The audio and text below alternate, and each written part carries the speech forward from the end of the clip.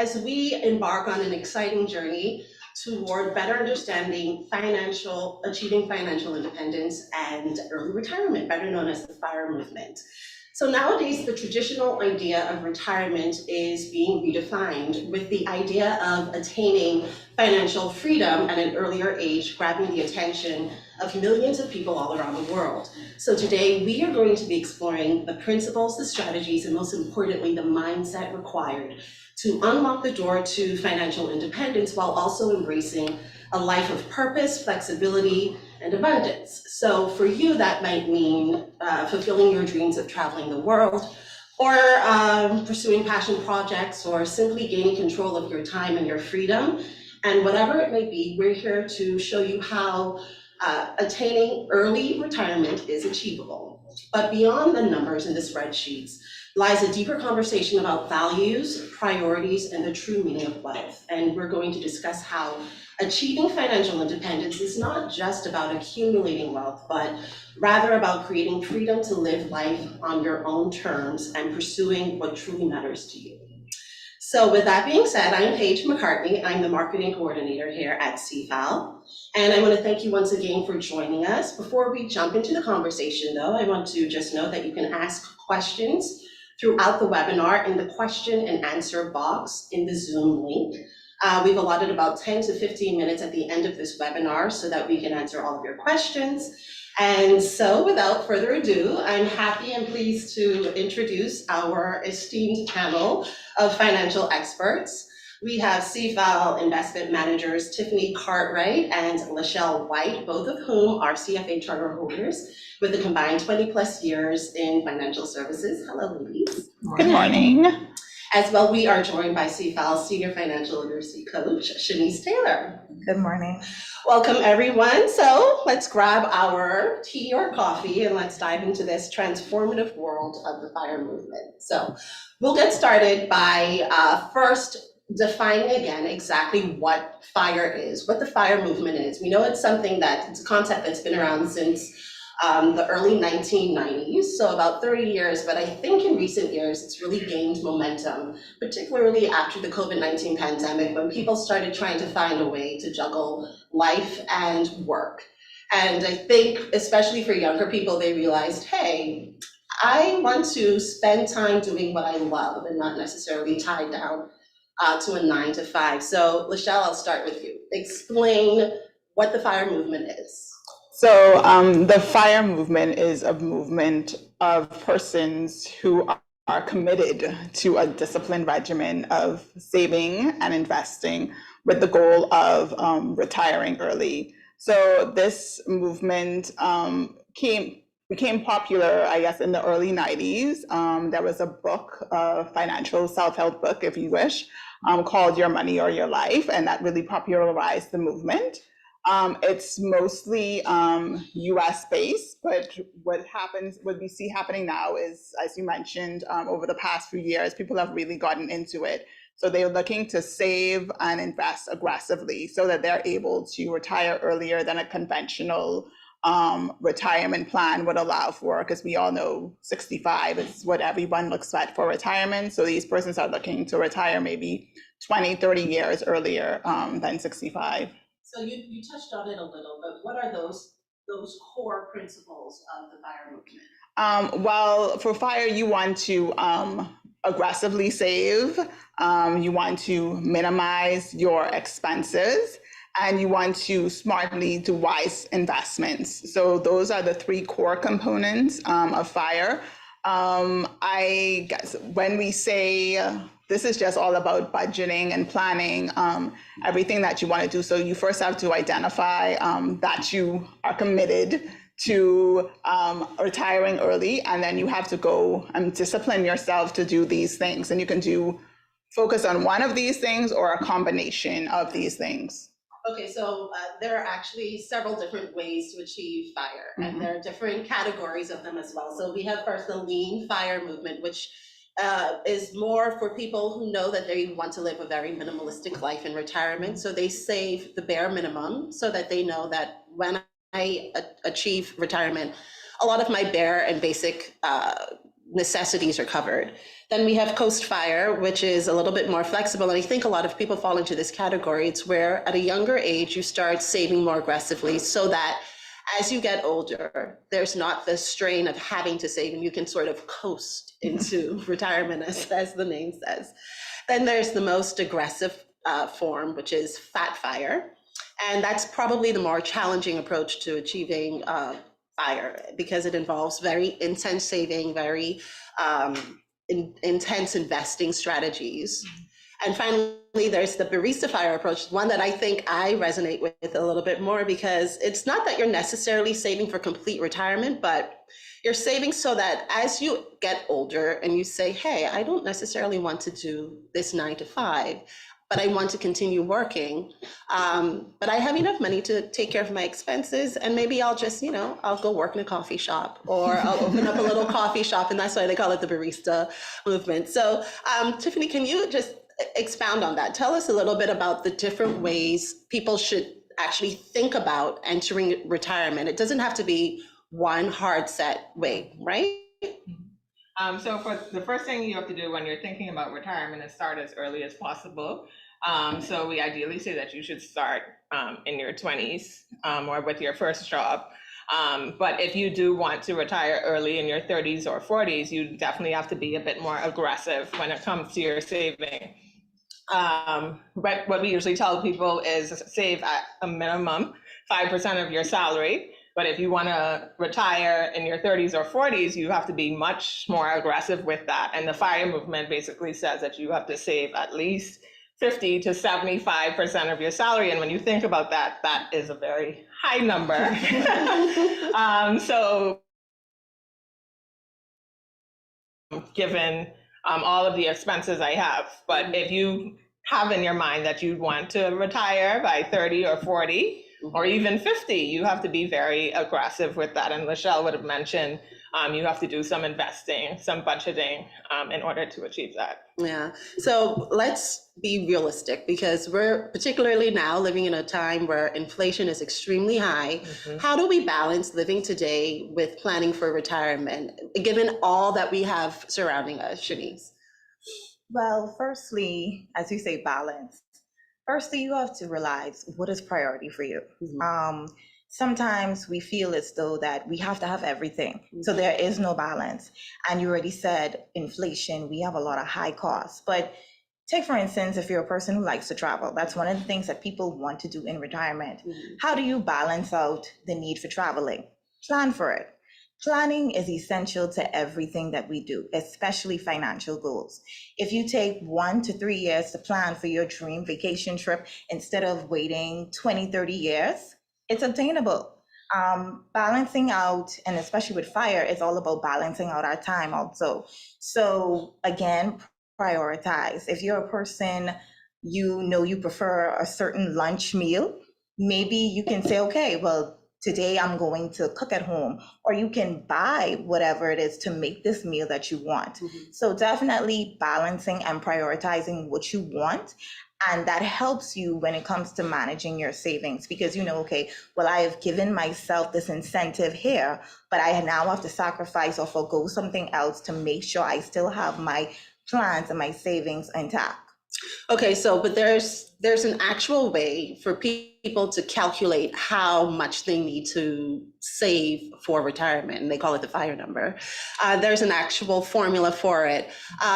You guys explain how somebody at home can sit down and come to a number to figure out how much they need to save in order to live the life they want to live in retirement. Well, there is a rule related to FIRE. It's called the rule of 25. Mm-hmm. So basically you say how much money would I need to live off mm-hmm. per year mm-hmm. in retirement. And you take that number and you multiply it by 25. Mm-hmm. And then that's the number that you should have when you retire. Mm-hmm. So let's say you think that your expenses and your living costs are going to add up to $100,000 a year, pretty decent. Mm-hmm. So you multiply that by 25. So it's saying that at your retirement age, your desired retirement age, you should have $2.5 million of savings put away. And then there's the 4% rule that says you can take 4% of this, which is the 100,000, without sort of diminishing Yeah. the total 2.5 million. Now that is that number. This is not a hard and fast number. It's pretty. I don't think that you could have to be more aggressive because, like you mentioned, inflation and everything that is going on. So that number is just a guideline, and you have to consider your own personal circumstances. And also how long are you going to live? Because you're thinking, okay, I can draw down from this money, but if you're gonna retire at 40 and then you're gonna live until you're 90, that's 50 years. Like I don't think 2.5 unless you really really stringent with your expenses. So I think that you have to realistically say these are going to be my expenses. You probably have to project for any sort of inflation. Maybe you have to project for some unexpected events, like health events, medical expenses, and everything. So that is just a guideline. But I think if you want to retire early, you should be as aggressive as possible with your savings. But also, you don't want to diminish your quality of life now. Like you don't want to be starving yourself just so you could save for something that's not going to happen for 10 or 20 years. I think it's a good time to point out, we did a poll recently in our social media where we asked our respondents to a survey if they knew the amount of money they need to save each month to retire at the age that they want. And 80% of the respondents didn't know, which is really telling of just across the board where we are as a society with our understanding of planning for the future and what we need to do. Another poll answer was that 70% of people did not have a financial plan and they did not know what their plans were financially, I guess, for the long term. Can one of you speak to the importance of having a financial plan and actually sitting down with speaking with an expert who can help you craft a plan that's tailor-made to what your specific goals and needs are? Yeah, I think a lot of people don't save for retirement in our country. So it's important to sit down with someone. We're here if you need us. It's important to set out a retirement plan. Say, I want to retire by this age, and figure out how much you need to save per month to achieve that goal. You would have spoken to the fact that the cost of living is high in this country. So people may think that they cannot save for retirement because, my BPL bill is high, my food costs are high, gas is high, it's hard to get property in this country. So they may think, I'm just paying bills and I really can't save for retirement. But it is important to do it because once you retire, you will have those expenses. So you can sit down with someone and they can tell you, these are the investment options that you have in order to achieve that goal of retiring with your $1 million or your $2.5 million. And like Lachelle said, it depends on your personal circumstances. Some people can live on $30,000 a year. Some people need $100,000 a year. So it just basically depends on you. But if you do want to retire early, you definitely have to be a bit more frugal when it comes to your spending, and you really have to try to cut back.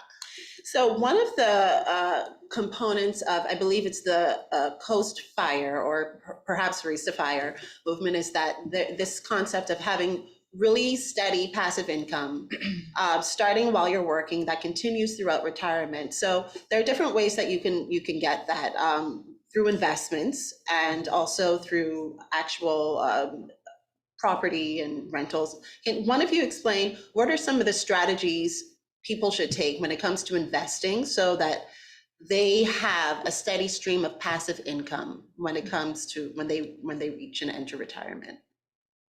Well, when it comes to investing, normally with the traditional retirement, we would tell persons if they're younger, they can be more aggressive. With FIRE, and for persons who have achieved FIRE, we saw that they have had diversify their investments. Okay. Definitely, you cannot be one track and be really risky with your money because your time horizon has now shortened. So if you're a person who is knowledgeable about funds, you can look at index funds, you could look at mutual funds. We also encourage you to, even though you're saving for retirement, people do not realize when you're actually in retirement, you also need an emergency fund. So if you need an emergency fund, you're gonna look at safer investments like a money market fund that offers you probably 2 to 3% interest, but it's very short term, it's very liquid for you to get your funds out. So also when investing, if you're going to invest in non-passive assets, let's say real estate, or you're going to invest in a business, think about it. You want this to be profitable. You have 15, maybe 20 years until you retire with FIRE. So you don't want it to be in something that's going to fluctuate, that is going to cause you to lose out. And then your whole dream of achieving early retirement is gone. Right. So when you're investing, and number one, financial literacy is needed. Yeah. That is key to anything. If most of the persons who did FIRE, who achieved it, they were financially literate. They were persons that were aware of financial products out there. You might not be the guru, you might not be the financial advisor, but at least have a basic understanding of what it is you're investing in, what are the risks involved, how to get out, how much fees there are in. And again, like I said, diversify. Do not have all your eggs in one basket. If you have passive income, you could have some, I would say, safer stocks if you're putting stocks in it. You could have bonds, you could have preferred stocks. If you're doing businesses, make sure it's a profitable business, something that you can get your money out of. And again, multiple streams of income, however that may be for you. Another aspect of investing, if you do work at a company that provides a pension plan, we always tell people, try to enroll in that.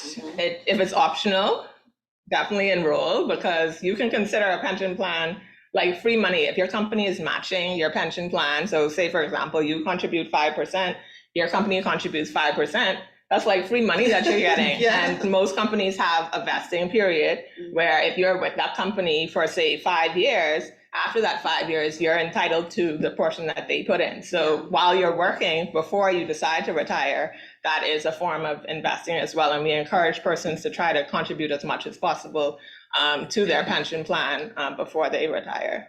So we covered the first two components of the FIRE movement, which are saving aggressively, investing wisely, but there's also this other part about minimizing expenses. And I know that's the hardest part for probably all of us, because YOLO, right? You gotta. But what are some things that you guys, the advice you give to some of your clients in terms of minimizing expenses? I know it's really challenging because you get marketing sent directly to your phone, to your email, telling you there's a sale, my card is full right now. How do you start minimizing your expenses and trying to kind of clinch back on the excessive spending? I think you need to start identifying and buying things that have value to you, and don't wasteful spending is easy to happen, like, as you mentioned, because we're being bombarded with all the ads and telling us that you need these things when you really honestly don't. And, I'm not perfect. I'm guilty of it as well. But, sometimes when you see yourself overspending money, you have to sit back and say, wait, did I really need this thing? And then you have to identify the reason why you may have purchased something that you don't need. Were you just bored? Or like you say, was it YOLO, did you think? Or were you just really mesmerized by the marketing or the sale because it was 70% off? But I mean, if you buy something 70% off and you didn't need it, you're not saving money, you're spending money that you didn't intend to spend before. So I would say, just try to cut back on the wasteful spending and think before you spend. We had in a blog post last year about just waiting maybe a week or so. If something that you didn't need and you saw and that things like, oh, I want to buy this, but like if you're not thinking about it after a couple of days or a week, then you probably really didn't need it. So just look at minimizing your expenses, cutting those wasteful spending, and try to buy items of things that are quality that can last you longer rather than, just buying something because it's cheap and you could get like 5 for $10 or whatnot. Try to buy something that can last you and something that is useful to you over the long term. Yes, like Lachelle said, try to buy things that have more value or add value. I see that okay, take for instance shopping. Shopping is something that we all love to do, something that we need to do in some instances. And I caution myself before I go into a shop. I do not shop. I just don't go on a window shopping. Window shopping leads to something else. So typically, I only go into a store when I really need something. Yeah. And I think that helps, even if we have those carts online. Really think about it. Like she said, if you want to take a week or take a time, because sometimes we buy things, even when we go to the food store, we get excited, there's things right at the cash register. And to be honest, sometimes we buy it, we didn't like it, we throw it away, like she said, wasteful spending. So think about those things, think about the things that add to the quality of your life. Just because you have more money doesn't mean that you save more than a person who has less. Right. So those are things to consider. I think another question that needs to be asked is, what about debt management in all of this? One of the biggest expenses that you have probably in your life is probably your mortgage. How do you balance paying off your mortgage while also saving for retirement? Because ideally, we don't really want to go into retirement with a heavy mortgage. And with the way prices are, most people don't really start purchasing a home until they're kind of like in their early 30s, sometimes not until they're 40. If you're getting a 20-year or a 25-year mortgage, how do you balance that?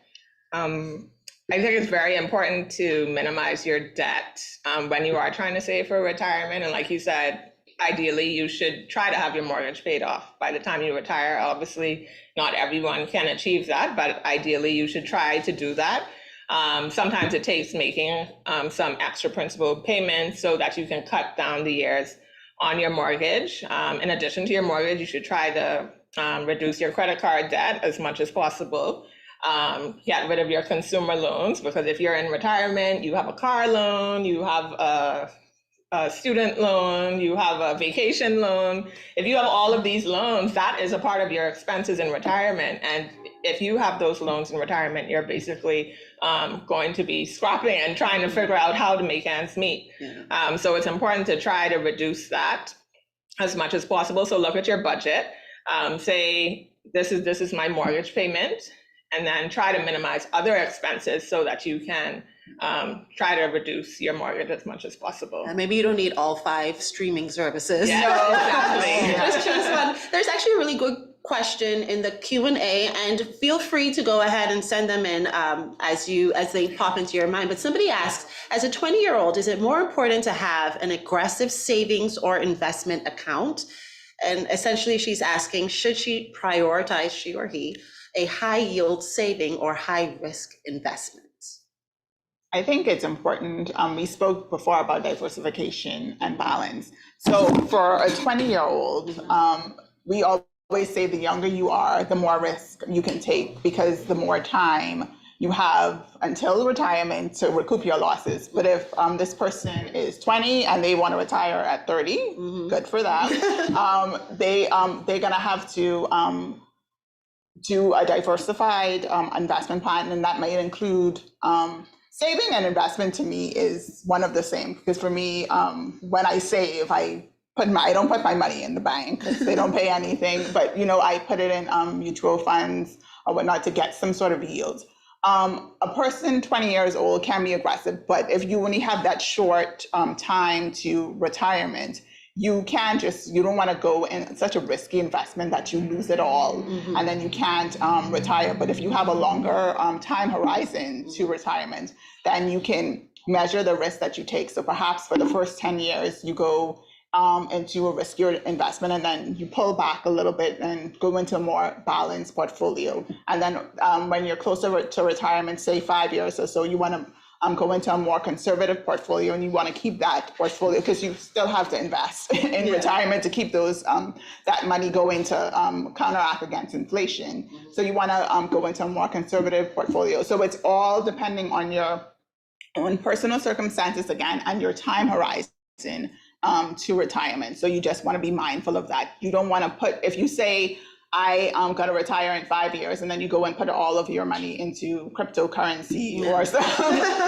some meme stock or something like that, and then it goes up for a few days or a few months, and then it crashes, and then you like scrambling to know like what do I do now? And so I think that you have to consider your personal circumstances, your time horizon, and also it's some persons, it's important to know your risk tolerance. Yes. Some persons can take more risk, but they just really, really scary. They don't want to see, losing money.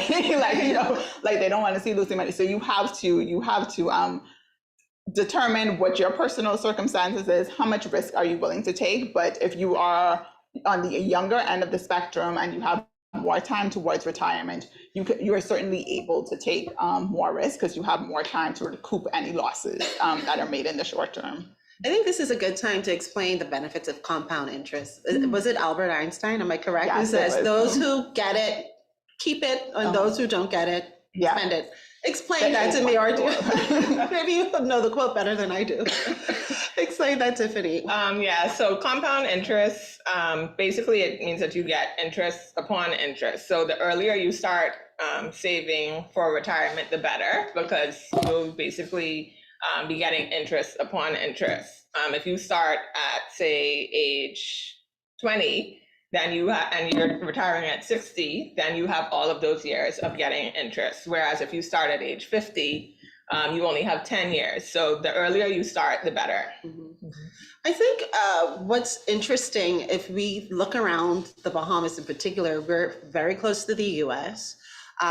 We've got a very, we pride ourselves on our ability to have access to all the things that are in the US. And so sometimes our mindset is not where it needs to be in terms of really remaining focused on achieving financial freedom. Can one of you talk a little bit about what kind of mindset you have to have, particularly at an early age? Maybe when you first get when you get your first job and you got your first paycheck, perhaps the first thing you do is not go and take out a $40,000 car loan, even though the banks are making it really easy for you. Mm-hmm. Tell us about the mindset needed to really stay focused and stay on track, because this is something that many people don't think about until later on in life. Yeah, so I think that we've said it, reiterated, you have to plan. So if you know that, hey, I want to be financially independent by 60 or 50, I want to be able to retire early if I want to. I want to have that choice. And you recognize that you have to shift your mindset to that from a consumer to one who is building wealth so that you can retire early, achieve financial independence. And like you said, it's so easy now. Like, even if you don't have the money to buy something, the bank is like right there and they're like, hey, we're gonna give you this loan. And you can get this you don't need this. And you really don't need like the $40,000 car. I mean, all the potholes on the road. Like, do you really need that? So I think that you have to spend wisely, and then just like think about, is this thing adding value to my life? And for a person just starting out, they've got their first job, this is probably the most income that they've ever gotten, and they're like, so they're okay, maybe I go get a credit card, and my friends are going on this trip, so we go on this trip, and I just put everything on the credit card and pay it off later, or we're gonna go have drinks every on Friday, Saturday, Sunday, every Friday, just spending a couple $100. That stuff adds up. It does. So it's important to plan. It's important to budget. I'm not against. We all want to have fun. We all want to enjoy our life. We don't know what the future holds for us. Yeah. So, but I think that once you have a set plan in place and a set budget in place, you can sort of deflect all of those other things that life is throwing at you, those temptations to spend and temptations to just, be living this sort of lifestyle that you're not really capable of funding. Yeah, I think when you get your first job, you should be in the mindset of what your goals are for the future. Think about what age you want to retire at. Think about what types of investments you want to build up. So don't just think about your first car. Think about some investments that you could get, some property, and have those goals. So our president always likes to tell the young people in the office about when he got his first job and everyone else was saving up to get a car while he was saving up to get a piece of property. So that's a good mindset to have, so that you can save up for the future, because basically a property would give you some value in the future. If you get a rental property, that's passive income that you can have for the future. I'll say I didn't have that exact mindset, but I was a bit small scale with my car purchase, my first car purchase. I wasn't trying to get a $40,000 car. Right. A $6,000 Honda Civic was fine for me. So I saved up for that $6,000 Honda Civic. And once I achieved that, I was able to start building up my investment portfolio, saving for retirement and property and things like that. Okay, I have another question for you, Shanice. On the other end of the spectrum, we talk about when young people first enter the workforce and how important it is for them to chart their way forward. What if you're older? What if you're in your 30s already? Maybe you're in your 40s and you didn't do anything and you're trying to catch up. Is it too late at this point? And what steps should you take? How do you get back on track, or how do you start? Well, anything is possible, and it's never too late. We often tell people, if you did not save, now is the time to start. So if you're looking at retiring, let's say at the age of 50, which is a prime good age to retire, just start. Just start. If it's as little as $50, you begin with that, and as you see that you're okay with that, you can increase that. Also, to just look at your mindset. We spoke earlier about lifestyle choices. Sometimes we have high living standards. Look at things that could add to the value of your life, that could add to the quality of your life, not so things that are materialistic. So if you're 30 and you're trying to get a house, go out there. Look at some places. You may want to go out west. You might look at a key. I don't know, but whatever it is, just have the mindset that it's possible. Just start. Just go out there, find out the information. You never know what you're able to do. Sometimes with getting a house now, you can do as little as 5%, depending on how much money you're going to do, or maybe just get the property, and however it is, you can start build out of pocket to a certain level. So just start. So we have lots of questions in question and answer. Thank you guys so much for asking them. One of them is they're asking for a recommendation for a mutual fund to invest in as a 22-year-old who has already started a retirement and savings account with Cfal. So which fund do you think is best out of Cfal's products for a 22-year-old who has time? Which one would you recommend? Well, we would recommend, I think we'll all do this, the Cfal Balance Fund. Okay. It has exposure to common stocks, so it has that capital appreciation to, it can do better than the bond fund, which is more conservative. So if you look at the history, the performance history of the Balance Fund, it has had higher returns. Now, this is not a guarantee for future investments, but you're young, you want to make as much as possible in the time that you're given. The Cfal Balance Fund is good. If you want to, I always say to people, if they're not sure about it, you can do $1,000 in the Balance Fund and also do $1,000 in the bond fund. And then you choose based on the performance, which one you're more comfortable with. Yes. Okay, another question is, they say, great panel questions. Does Cfal offer financial products which leverage exposure to US markets, offering significantly higher yields than the basic low yield bond or mutual fund? Yes, so we do have two US dollar mutual funds. We have the Cfal Global Equity Fund and the Cfal Global fixed income fund. So the Cfal Global Equity Fund is invested in the international stock market and has a small allocation to international bonds. Okay. And then the Cfal Global Fixed Income is invested in mostly investment grade corporate bonds and US Treasuries. So that's a good way to get exposure to the international market. Usually if you want to invest abroad, you have to go through the central bank's investment currency market where you would have to pay the 5% premium. But through those two funds, you just pay the central bank 1.75% stamp tax and conversion. Okay, so you get your chance to invest in McDonald's and all the other. Yeah, you would get some exposure through the fund. Through the funds, okay. Mm-hmm. Oh, somebody's asking, what Cfal retirement investment or strategy would you recommend for somebody we were talking about this, a little older, so you're already 53, so you're close to retirement, you've got about maybe 10 years to really try to aggressively save. Do you recommend they go hard and fast at it with aggressive saving and investing, or just take a slower pace?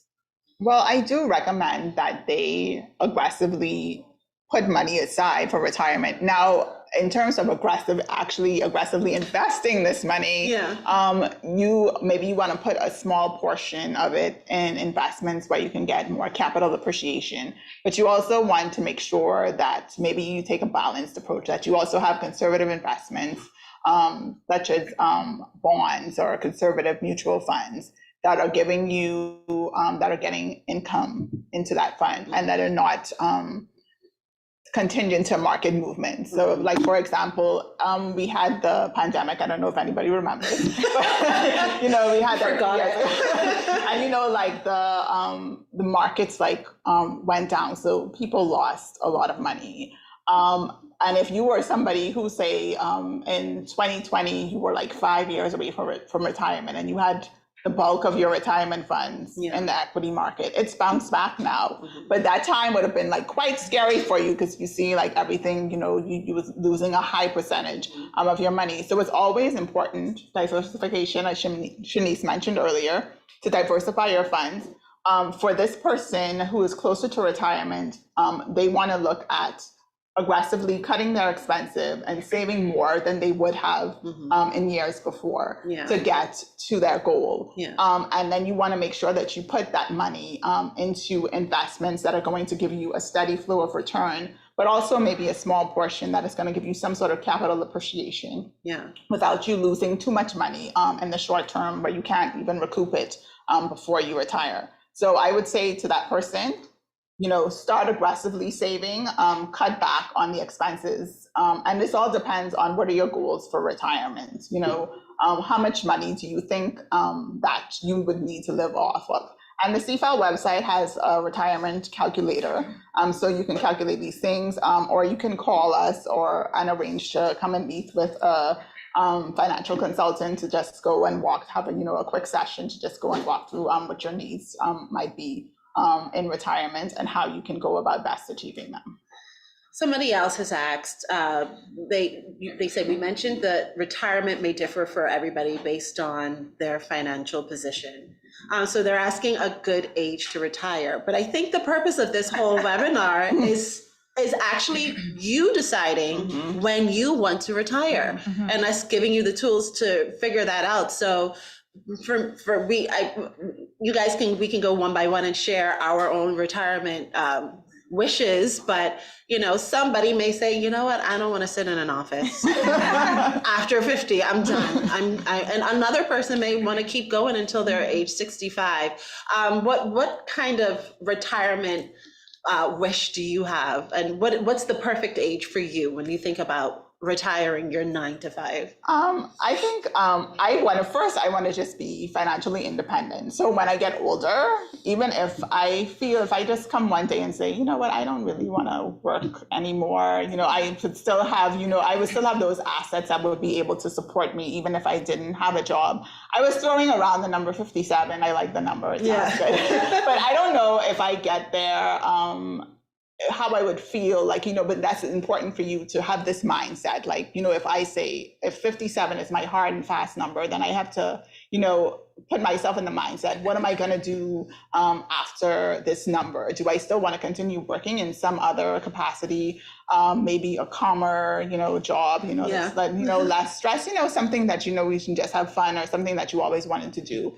But I think you have to, I want to be able to get to a point where I put myself in the mindset, what is retirement going to look like for me? So as I approach that age, I'm not so afraid, you're like so worried about, and I think also important, like sometimes we talked about investing in the markets and, getting passive income and investing in property. But I think that it's also important for us to invest in relationships with people, so that, when we do get to retirement, we have people that we can depend on, people that we can talk to, because you don't want to be like, you don't have that 9-to-5 job, and you don't have that camaraderie with the colleagues or whatever. So you want to have people that you can talk to, people that are there for you, people that can support you as well. Yeah.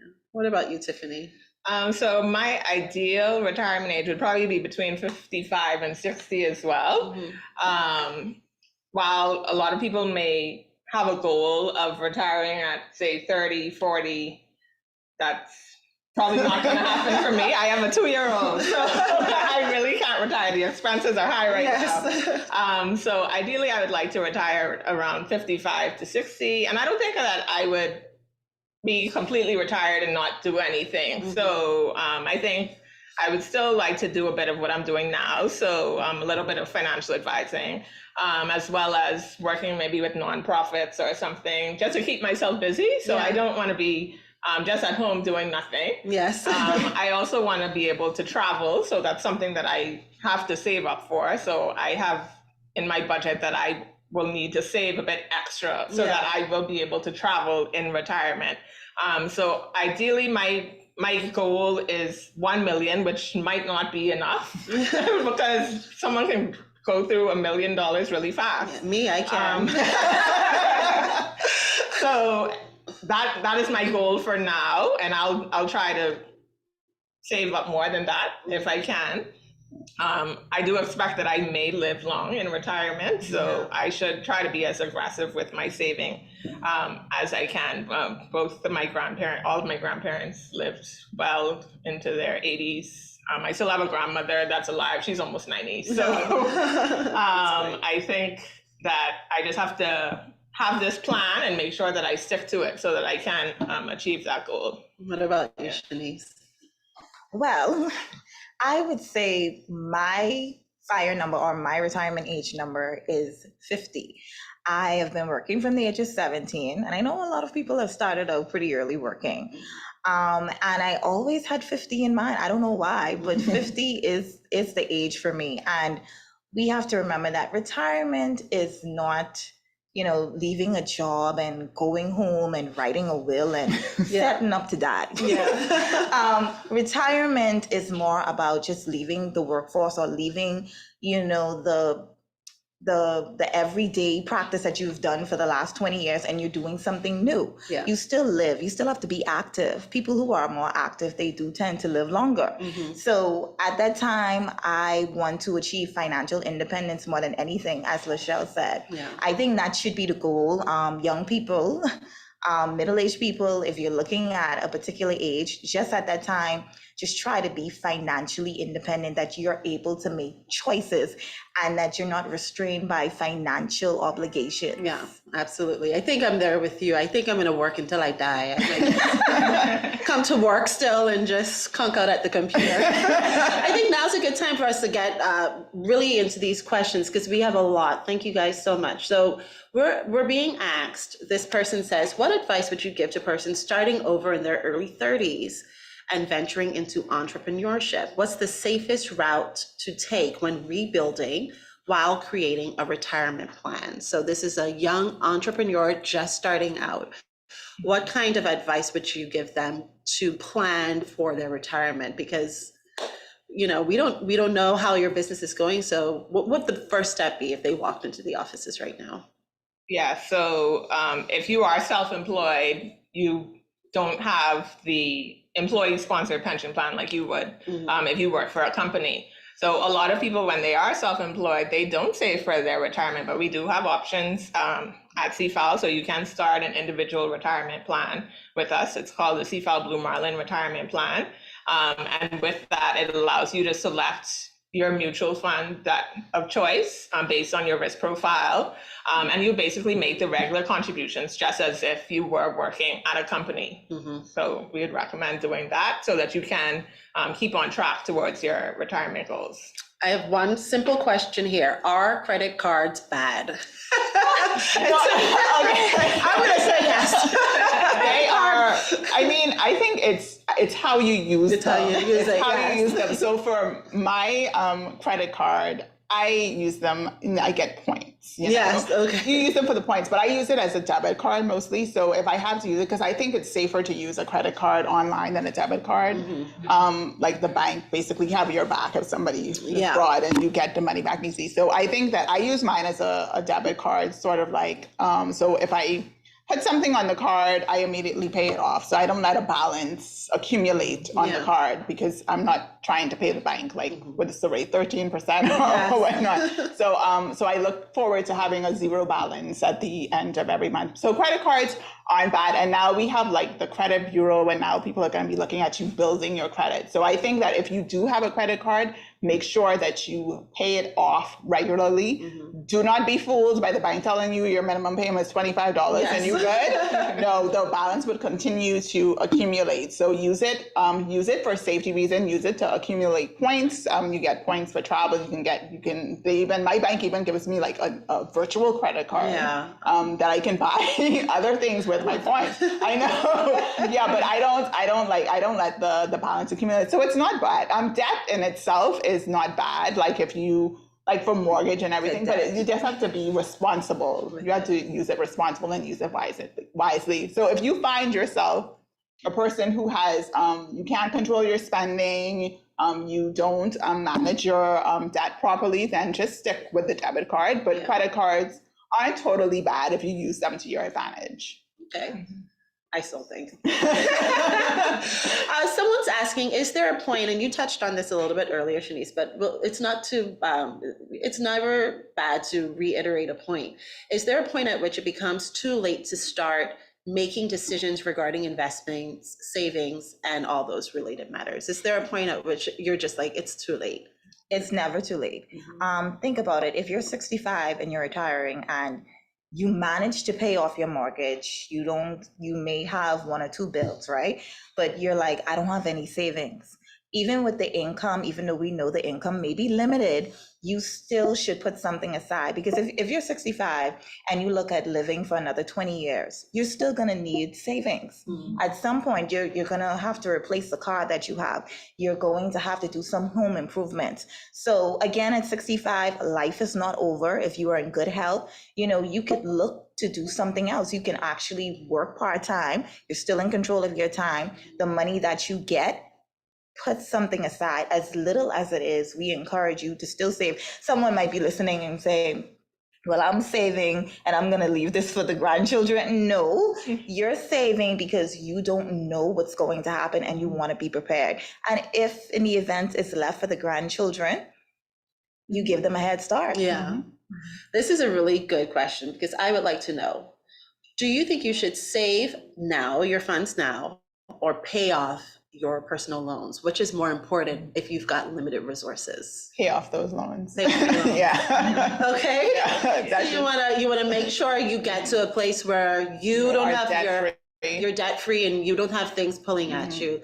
That way, after that, take the next 2-3 years, pay it off. Typically, debt has a higher rate than what you would earn on investments. So for example, if you have a consumer loan, you're probably paying maybe 8 to 10% on that. If you have credit card debt, that's like anywhere from 13 to 18%.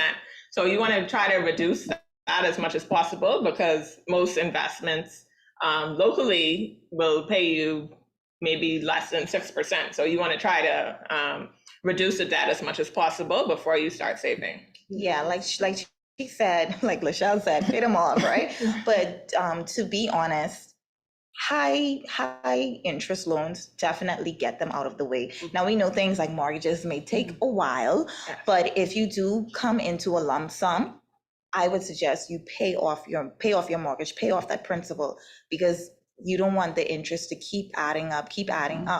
And if you have investment properties that you may have a mortgage on, if you find that, you want to wiggle with that, then okay, because, the income is coming in.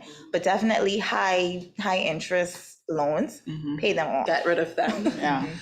Somebody says, I'm definitely new to all of this. What are the best places for you to keep your funds to gain compound interest on them in the Bahamas? So explain again what that is in case they weren't listening.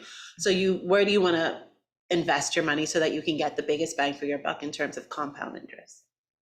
Well, there's mutual funds if you have a smaller amount to start out with. So our mutual fund started as little as $1,000, minimum initial investment and additional investments of $100. So those compound monthly.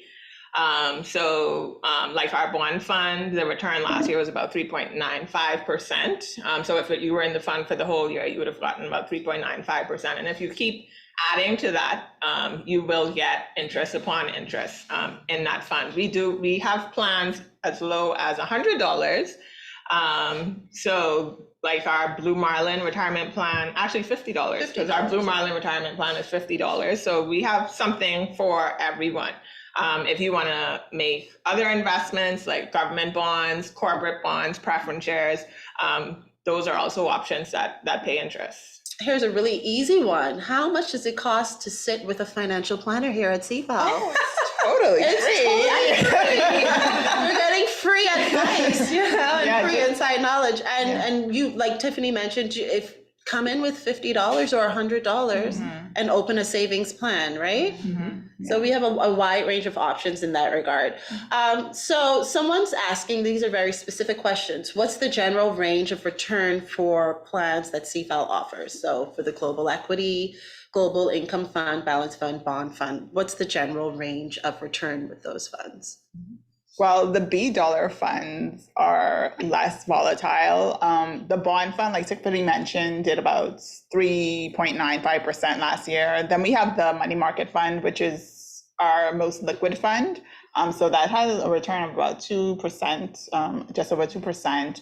The balanced fund did really well last year because of the locals, because it's invested in the local stock market. It's balanced fund, so about half of it is invested in stocks and then the other half is in bonds. So it did really well last year, almost 7%. But because of the market has gone down, it's gone down. So these things change. Year to year. So year to year. But for the bond fund and money market fund, it's more steady. The balance fund, pretty much it goes up and down with the local market, but our local market is not as volatile as the US market. Yes. So for the global equity fund, I think one year the fund did like 15%. Wow.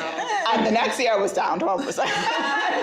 So this is why you have to diversify. This is why you have to diversify, and you have to take a long-term investment approach. Tolerance. And you have to have a high risk tolerance, and so if you know your belly gonna break down and you see these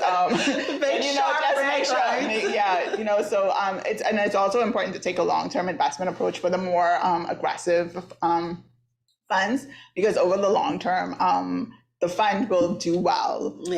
But when you have something, if you're looking for just consistent returns, you don't want to keep your money in a bank not even earning the inflation rate, just stick with something more conservative. The bond fund, the money market fund. The balance fund is good, but it's going to have a little bit of fluctuation based on what happens in the market. The global fixed income fund is less volatile than the global equity fund, but that is also going to have some fluctuations in returns, because when you were in the US market, there are a lot more things to consider, like changes in interest rates, what has happened, like geopolitical tensions. Right. There's a lot to think about, but don't worry, we're the managers. We will equity fund, COVID, everything went down. COVID rebound, everything went up. So you just have to be mindful that there are fluctuations. So you have to take a long-term investment approach. But all of this information about our fund performance is on our website, so you can look into it. If you have any questions, you can always send us an email at info@cfal.com or give us a call, and we'll be happy to discuss with you. Okay, another question we have here. Someone says, 50 comes faster than we think and life happens. And that's so true. How do you recover from bad money decisions and starting over in your 40s and your 50s? Should you seek a mortgage at that time or just coast out and try to prepare for retirement? What do you guys think? I know some people do get mortgages at 40, and depending on your life circumstances, it can happen. The banks will give you a mortgage at 40, and sometimes I get angry about that because if you get a 30-year mortgage, then you're going to have that mortgage until you're 70. Yeah. But if you do it, you should make a plan to make extra principal pay down. So by the time you're 65, you will not have that mortgage. Yeah. Yeah. So that's ideal. So try to be very aggressive, but with whatever it is that you take on and paying that loan off, Yes. so that you can take the rest of your money and save it. Yes. Because we want to enjoy retirement. So this person asked, why is there no mention of national insurance retirement benefits as a part of a retirement plan along with Cfal products being offered? But those are things that you can factor in terms of your overall income and your overall against your overall expenses when you retire, right? So what are the main sources of income once you've retired if you've been saving through, say, a Cfal plan? Yeah. National insurance should only be considered a supplement in retirement. So you shouldn't solely rely on national insurance. It does help a little bit, but it's not something that you are going to be able to live off of in retirement. So ideally, you should have your pension savings. If that's a group pension plan or an individual pension plan, you should have any other investments, so any stocks, any bonds, any mutual funds. So you should try to build up an investment portfolio. So national insurance will also give you income in retirement. If you have any rental property, that will also be a part of your income in retirement as well. Okay.